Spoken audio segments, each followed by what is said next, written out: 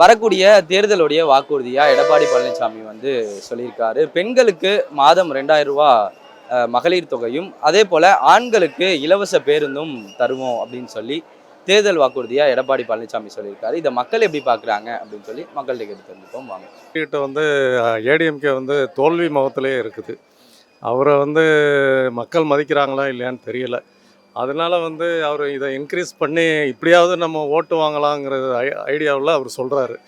அதான் இது main point அதான். ஆமாம், வேறு ஒன்றும் இல்லை.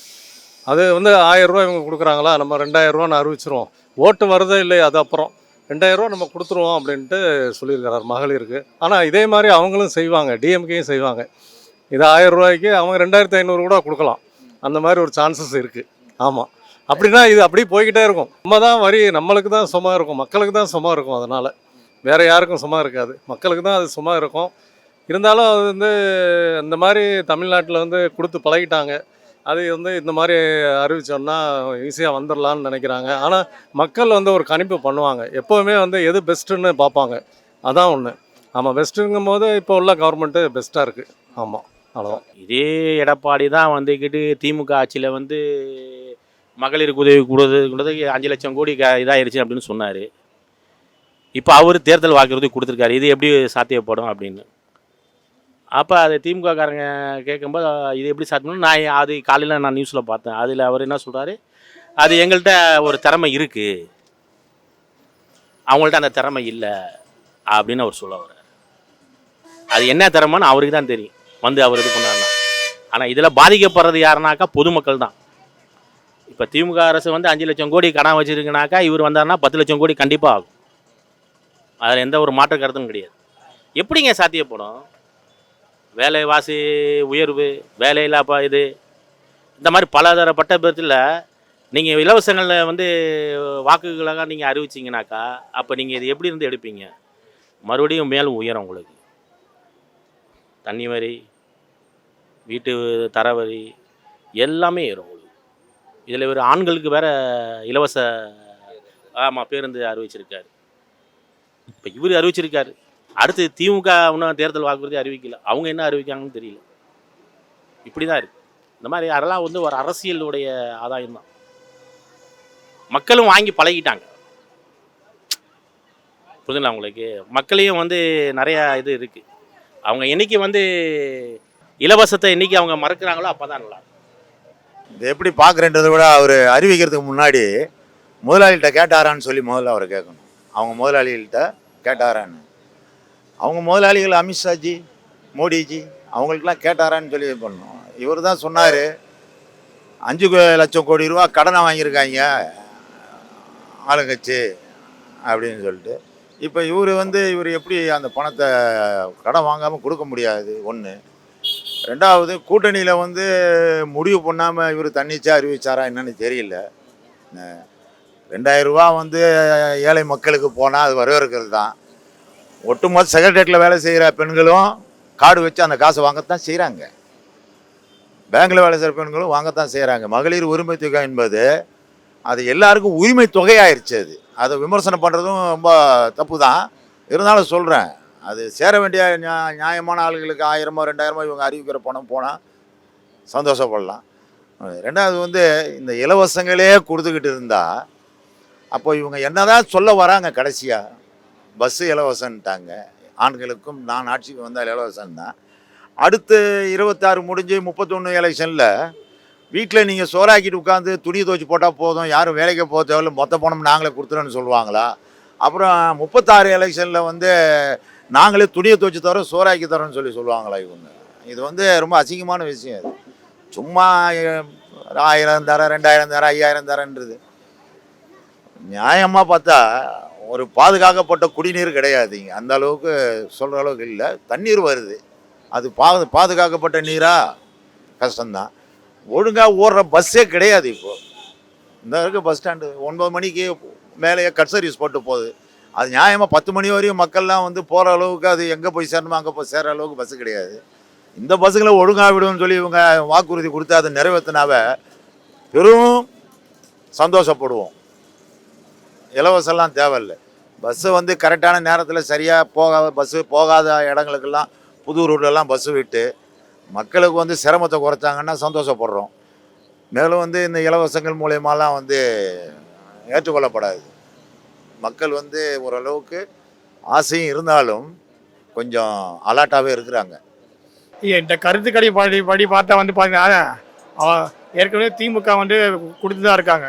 அது வந்து வாய்ப்பு இல்லை சார். அவங்க அவர் கூட அதிமுக கம்பேர் பண்ணி பார்த்தா திமுக சலுகை கொடுத்துருக்காங்க. அவர் கூடுதல் செல்லுபடியாகாது சார். கேடுன்னு பார்க்குறேன். என்னோட கருத்துக்கு நான் கேடுன்னு பார்க்குறேன். இந்த நாட்டுக்கு பிடிச்ச கேடு. ஏன்னா அவர் தான் சொன்னார், இவர் வந்து 4 லட்சம் கோடி ரூபா கடன் வாங்கியிருக்காரு இந்த 4.5 வருஷத்துலன்னு சொன்னார். 4.5 வருஷத்தில் 4 லட்சம் கோடி ரூபா கடன் வாங்கியிருக்கான்னு சொன்னார். அந்த கடன்லேயும் கொஞ்சம் காசு எடுத்து தான் இதில் செலவு பண்ணியிருப்பாங்க. இவர் எங்கேருந்து வருமானமே இல்லாமல் இவர் எங்கேருந்து எடுத்து கொடுப்பாரு? இவர் ஒரு 5 லட்சம் கோடி ரூபா கடன் வாங்குவார். இப்போ மாற்றி கடன் வாங்கினா அந்த ஜனங்க மேலே தான் எல்லாம் விழுவுது. நான் என்ன சொல்கிறேன்னா, இந்த ஃப்ரீ கொடுக்குறதெல்லாம் கட் பண்ணிவிட்டு நல்ல ரோடு, சுகாதாரமான நல்ல ஹாஸ்பிட்டலு, நல்ல ரோடு, பஸ்ஸு 24 ஹவர்ஸ் பஸ்ஸு ஓடுறா போல், இல்லை ஒரு 12 மணி நேரம் கரெக்டாக பஸ்ஸு ஓடுறா போல், அது போல் ஏற்பாடு பண்ணி கொடுக்க சொல்லுங்கள். அது கரெக்டு. இவனுங்க ஃப்ரீயாக கொடுக்குறேன்னு இவனுங்க காசை கொண்டு வந்து கொடுக்க மாட்டாங்க. யாருமே அவங்க காசை கொண்டு வந்து கொடுக்குறது கிடையாது. கவர்மெண்ட்டை காட்டி ஒரு இடத்துல கடன் வாங்கி கொடுக்குறாங்க. எதுக்கு இது? ஜனங்க மேலே தானே அந்த கடனோட சுமை வருது. இன்றைக்கி வந்துருச்சு, தங்கம் வந்துருச்சு, 1,06,000 ரூபா வந்துருச்சு. ஏழை எளிய பெண்கள்லாம் எப்படி கல்யாணம் பண்ணி அவங்க வீட்டுக்கு கட்டி கொடுப்பாங்க? எதை பற்றினா இவனுங்க யோசிக்க மாட்டாங்க. இவனுங்க பதவிக்கும் இதுக்கும் ஆசைப்பட்டுக்கிட்டு வாக்குறுதின்ற பேரில் வந்து மக்களை வந்து கஷ்டப்படுத்தக்கூடாது. அதாவது வருங்காலத்தில் வர மக்களை ரொம்ப கஷ்டப்படுவாங்க. இவங்க பண்ணுற வேலைக்கு வருங்காலத்தில் வர மக்களுங்க ரொம்ப கஷ்டப்படுவாங்க. இப்போ நம்ம காலம் முடிஞ்சு போச்சு. வருங்காலத்தில் வரவங்க வந்து ரொம்ப கஷ்டப்படுவாங்க இவங்க பண்ணுற வேலைக்கு. சொல்லுங்கள். இது மக்களை வந்து சோம்பேறி ஆக்குற வேலை. நான் என்ன சொன்னேன், இதை கொடுக்குறத விட 3 வேளை சாப்பாடு வீட்டுக்கு அனுப்பிச்சிட்டா எல்லாருக்கும் ரொம்ப வசதியாக இருக்கும். எந்த வேலையும் யாரும் செய்ய தேவையில்லை. அதனால் மொத்தமாக வீட்டில் வச்சு 3 வேளை சாப்பாடு போட்டால் ரொம்ப நல்லாயிருக்கும். இதை விட என்ன சொல்கிறேன்னு தெரியல. இலவசம் கொடுக்கறது வேஸ்ட்டு தானே. இலவசம் கொடுக்கறத விட நான் பஸ் பேரை கம்மி பண்ணுறேன், விலைவாசியை கம்மி பண்ணுறேன், அந்த மாதிரி சொன்னால் அது நல்லாயிருக்கும்.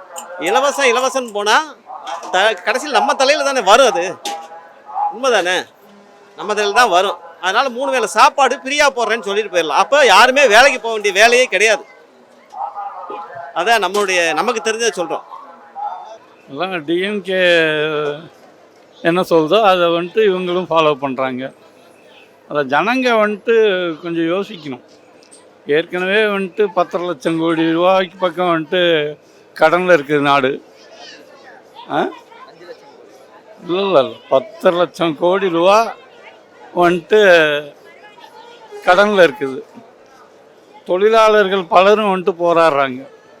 ஒரு பக்கம் வந்துட்டு செவிலியர் போராட்டம் நடக்குது, ஒரு பக்கம் தூய்மை பணியாளர்கள் போராட்டம் நடக்குது, ஒரு பக்கம் ஆசிரியர்கள் போராடுறாங்க. அவங்களுக்கெல்லாம் கொடுக்குறதுக்கு கஜானால காசு இல்லைன்னு சொல்கிறீங்க. அப்படி இருக்கிறப்ப இலவசம் வந்துட்டு எப்படி கொடுக்கறது? எங்கேருந்து வந்துட்டு இந்த இலவசத்தை கொடுக்குறீங்க அப்படின்னு சொல்லி ஜனங்க கேள்வி கேட்கணும். ஜனங்க கேட்காத வரைக்கும் வந்துட்டு இதுக்கு விடிவு காலம் இல்லை. அவங்க யாரும் வந்துட்டு சொந்த சொத்தை தரப்போகிறதில்ல. நம்ம கடன் வாங்கித்தே தரப்போகிறாங்க. கடன் வாங்கி வாங்கி வாங்கி வாங்கி சும்மா அதிகமாச்சு அப்படின்னு சொன்னால் என்ன ஆகும்? கடைசியில் வந்துட்டு இவங்கெல்லாம் விட்டுட்டு போயிடுவாங்க. நம்ம ஜனங்க தான் பாதிக்கப்படுவோம்.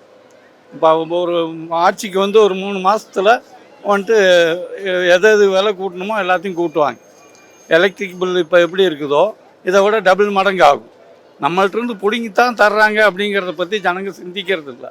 அப்படிங்கிறப்ப என்ன பண்ண முடியும்? இந்த மாதிரி வாக்குறுதிகள் அள்ளி வீச வேண்டியதுதான். யாரும் சொந்த சொத்தை கொடுக்கறது இல்லை. அப்படி கொடுத்தா யோசனை பண்ணுவாங்க. இது நம்மள்கிட்ட வந்துட்டு ஒரு 100 பிடிங்கி 5 ரூபா 10 ரூபா தர்றதில்லைன்னு இருக்குது. அப்படித்தான் இது எல்லாமே நான் தமிழ்நாட்டுக்கு ஆபத்தானது தாங்க. இது எல்லாமே ஏன்னா விற்கிற விலைவாசிக்கு நீ சாதாரண மக்கள் கூட ஒரு 1000 ரூபா இல்லாமல் குடும்பம் பண்ண முடியல. இவங்கெல்லாம் இப்படி சொல்கிறாங்கன்னா நீங்கள் அத்தியாவசிய பொருள் பூரா விலை 4 மடங்கு ஏறி போச்சு. பசங்களை எதுவுமே வச்சு குடும்பம் பண்ண முடியல, வீட்டு வாடகை கொடுக்க முடியாது இருக்கும்போது இதெல்லாம் வந்து இந்த தலைசமெல்லாம் யார் தலையில் விழுறான்? எல்லாம் மக்கள் தலையில் தான் விழுறான். அவர் மான்னு சொல்லி வாக்குறுதி கொடுத்து எங்கேயே கடன் வாங்கி கொடுத்துட்றாரு. திரும்பி அந்த கடன்லாம் வந்து இந்த மாதிரி ஒரு சின்ன பசங்க எல்லாரும் மக்கள் மேலே தான் விழுறான். இதெல்லாம் வீணாக போன திட்டு தாங்க அதெல்லாம். இன்றைக்கி அவர் வந்து 5000 கடன் ஏற்கனவே எடப்பாடி வச்சாருன்னா நீ 10-15,000 கடனை தமிழ்நாட்டில் உருவாக்கி வச்சிருக்கிறாருன்னா அது அவர் கொடுத்த வாக்குறுதி தான். அதுவே தாங்க முடியாது போகும்போது இவர் மட்டும் கொடுத்தாருன்னா எப்படி தாங்கும் தமிழ்நாடு? நீ கொடுத்தா நான் கொடுப்பேன் குட்டிச்சராகிற ஒரு போட்டி. ஆண்கள் என்னைக்கு ஒரு பெண்ணோ ஆணோ காசு கொடுத்து போனால் தான் அதில் ஒரு மதிப்பு அன்றைக்கி விடுதலை அடைகிறது. ஒரு பேருந்துக்கு ஒரு 10 ரூபா கொடுத்து போக முடியாமல் கூட நம்ம வாழ்கிறோமா வாழ்க்கையில்? ஒரு ஆம்பளை இருக்கானா, அவன் சம்பாதிக்கிறான் இல்லையா, அவன் சம்பாதிப்பான் போவான். இதுக்கு நீ கொடுக்க வேண்டிய அவசியமே இல்லை. அப்புறம் கொடுக்க முடியாததெல்லாம் சொல்லக்கூடாதுப்பா. 2000 கொடுக்க முடியாது. இதே 4 லட்சம் கோடி கடன் இருக்குது. இதை எப்படி இவர் கொடுப்பாரு? இவர் ஒரு பெரிய தவறு பண்ணுறாரு. இவர் எதை நினச்சி நான் தான் ஆட்சி ஆளுவேன், மக்கள் வச்சு முகார் சாக்கிட்டு வேணால் சொல்கிறான்னு புரியலை. இந்த ஆளை பொதுச்செயலாளர் தேர்ந்தெடுத்து எதுக்கு தேர்ந்தெடுத்தாங்க? கட்சிக்காரனை பூரா அரவணைச்சு போயா, கட்சிக்காரனை ஒன்று சேரியான்னு சொன்னாங்க. சொந்த கட்சிக்காரனை பூரா சண்டை போட்டு வெளியே வரட்டி விட்டுட்டு எதிர்கட்சிக்காரன் கூட சண்டை போட சொந்த கட்சிக்காரன் கூட சண்டை போடுறான். இவன் சண்டை போட்டு வெளியே வரட்டி விட்டான். அப்புறம் எப்படி இருந்தாலும் ஜெயிப்பன கனவு காக்குறான். ஒரு ஆளையும் வெளியே வரட்டி விட்டுட்டு இந்த ஆள் பாட்டுக்கு நான் மட்டும்தான் ஆள் அப்படின்னா வேலைக்கு ஆகாது. சொந்த கட்சிக்காரனை போய் அதில் வெளியே வரட்டி விட்டுட்டு இந்த கட்சியில் நான் தான் இருப்பேன், நான் சொல்கிறதா சட்டம்டா, என்ன பண்ண முடியும்? உடனாட்டானுக்கு வால் பிடிக்கிறது வேலைக்கு ஆகாது. ஏற்கனவே மகளிர்னாலே பயங்கர கூட்டமாக இருக்குது. ஆண்களுக்கு வந்து இலவசமாக கொடுத்தாங்கன்னா இப்போ வந்து 1000 பஸ்ஸுனா 2000 பஸ்ஸு விடணும். அதுக்கு நிதி இருக்கா? இல்லை சொல்கிறேன். எப்போ பொழுதுபோக்காகவே ஏறுவாங்கல்ல, டிக்கெட்டு கிடையாது அப்படின்ட்டு நிறைய பேர் இருக்கிறாங்க. ஏன்னா வேலை வாய்ப்புலாம் குறைஞ்சிருச்சு. இப்போ நிறைய பேர் வீட்டில் சும்மா தான் இருக்கிறாங்க. அப்போ 2 பேரும் வரும்போது பஸ்ஸு வந்து அதிகமாக கூட்டம் இருக்கும். ஆமாம், 1000 பஸ்ஸுனால் இப்போ 2000 பஸ்ஸு வாங்கணும். நீங்கள் 2000 பஸ்ஸு முதல்ல வாங்கிட்டு அப்புறம் இலவசத்தை அறிவிங்க. அது நல்லா பெஸ்ட்டாக இருக்கும். இல்லை சாத்தியமாக இல்லையான்னு இல்லை, இது வந்து எலெக்ஷன் வருது, அதுக்காக உள்ள அறிவிப்பு, அவ்வளோதான். ஏன்னா இவ்வளோ நாள் சும்மா தானே இருந்தாங்க. இப்போ எலெக்ஷன் வர்றதுனால இந்த அறிவிப்பு கொடுத்துருக்குறாங்க. ஆமாம்.